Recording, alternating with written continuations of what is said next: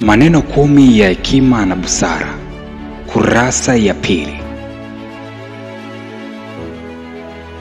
Hekima ya kwanza: mwanamke hakupeshwi hela. Busara ya pili: tabia baadhi ya ndugu zako utazijua vizuri baada ya kifo cha baba yako. Hekima ya tatu: si kila ndugu ni ndugu yako, na ndiyo maana wengine wazazi wako walikuwa hakuhimizi kwenda kuwasalimia. Busara 4: hakuna mtu mwenye mademu wengi aliyefanikiwa. Hekima ya 5: huwezi kumtosheleza kila mtu, sababu kila mtu ana mtazamo wake ambao wewe huwezi kuufikia. Ishi maisha yako.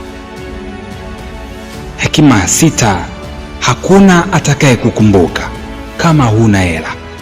Watu wamepiga picha nyingi sana na wewe, lakini hakuna mtu anayejali wala kuziposti, ila fanikiwa kwanza uone.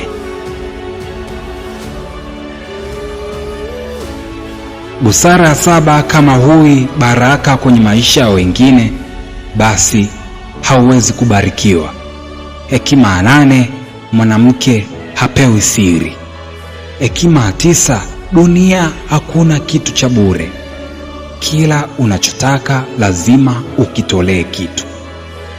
Hekima ya 10 na busara ni binadamu watakuuliza unafanya kazi gani au unapokea mshahara kiasi gani, ili tu wapime heshima wanayostahili kukupa.